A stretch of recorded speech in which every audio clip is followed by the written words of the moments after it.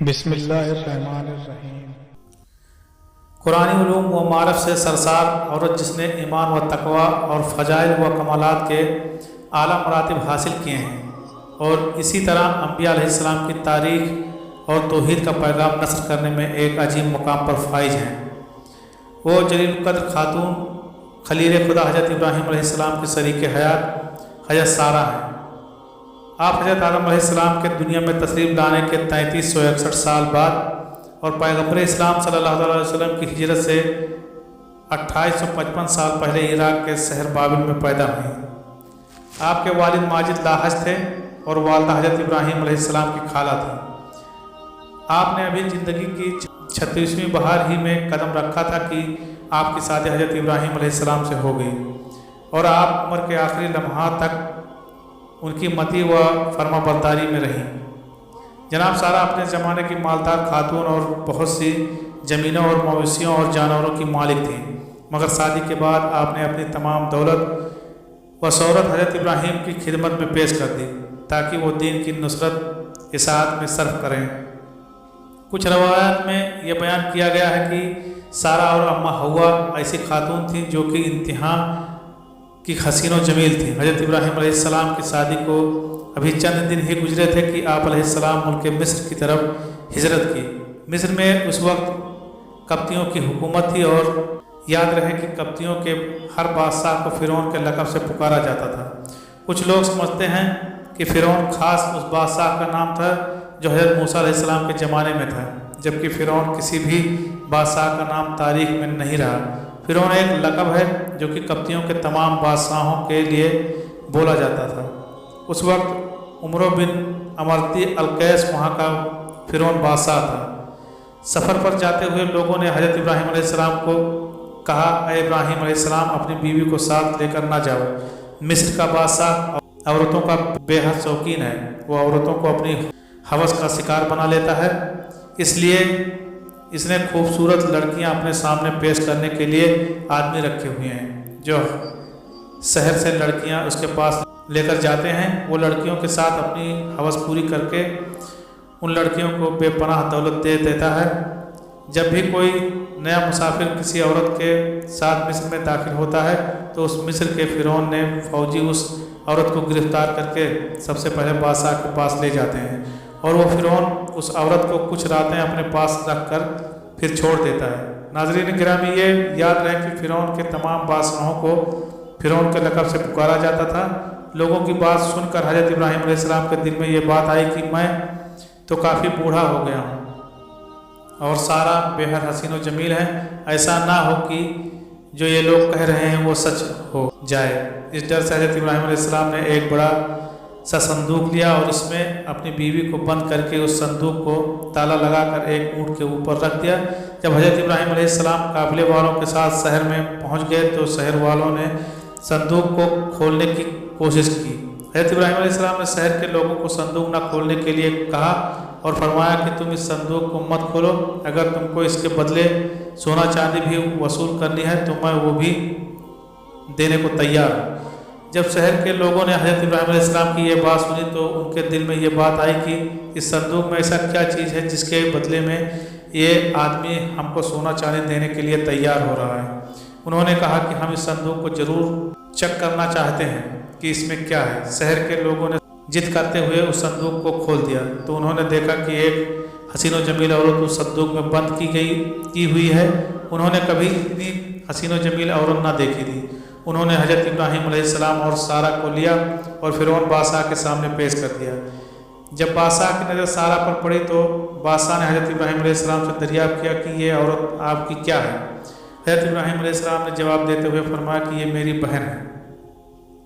حضرت ابراہیم علیہ السلام کا جواب سنتے ہی مصر کے بادشاہ نے کہا کہ تم اپنی بہن مجھ کو دے دو۔ حضرت ابراہیم علیہ السلام نے کہا کہ وہ خود فیصلہ کر لے، وہ مجھے منظور ہے۔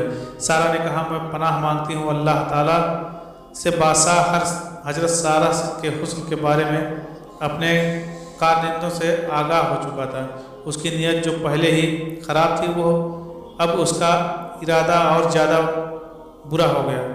اب اس نے حکم دیا کہ لڑکی کو نہلا دھلا کر لباس پاکرا پہنا کر میری خلوت گاہ لے آؤ۔ मलून के हुक्म की तामील की गई। जब हजरत सारा को तैयार करके फिरौन की खलवतगाह में पहुंचा दिया गया तो आप वहां पर अल्लाह के हुजूर इबादत में मसरूफ़ हो गई। सही बुखारी की हदीस नंबर 2217 में ये वाक़या तफसील से दर्ज है। चुनांचे फिरौन खलवतगाह पहुंचा और हजरत बीबी सारा सलामुल्लाह अलैहा की इबादत ख़त्म होने का इंतज़ार करने लगा। हदीस पाक के अल्फाज में हैं कि हजरत बीबी सारा सलामुल्लाह अलैहा ने अल्लाह पाक से यूँ दुआ की, ऐ अल्लाह, अगर मैं तुझ पर और तेरे रसूल इब्राहीम अलैहिस्सलाम पर ईमान रखती हूँ और अगर मैंने अपने शौहर के सिवा अपनी शर्मगाह की हिफाजत की है तो मुझ पर एक काफिर को मुसल्लत ना कर। रवाज में इस तरह बयान किया गया है कि अल्लाह ताला ने उस वक्त हजरत जिब्राईल अलैहिस्सलाम को भेजा और फरमाया कि हजरत इब्राहीम अलैहिस्सलाम की आँखों से पर्दा हटा दो ताकि वो अपनी औरत को देख सकें।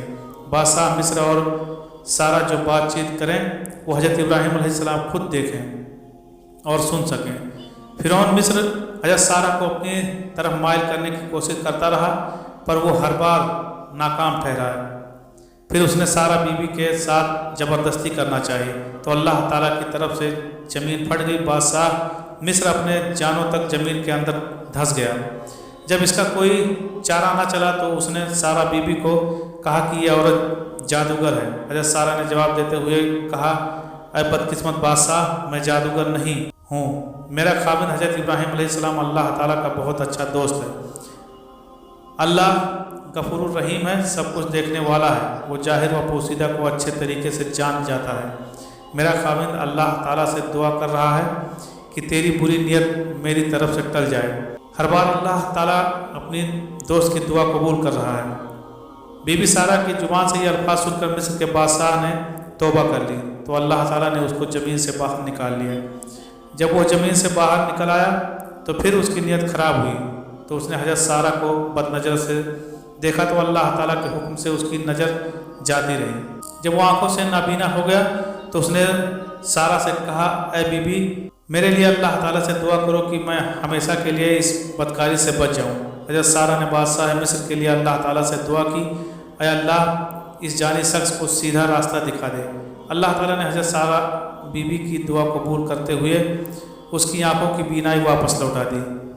जब उसकी आंखें ठीक हो गई तो उसने एक बार फिर हजरत सारा की तरफ बदकारी करने की कोशिश की तो उस बार उसका सारा जिस्म एक जगह पर रुक गया।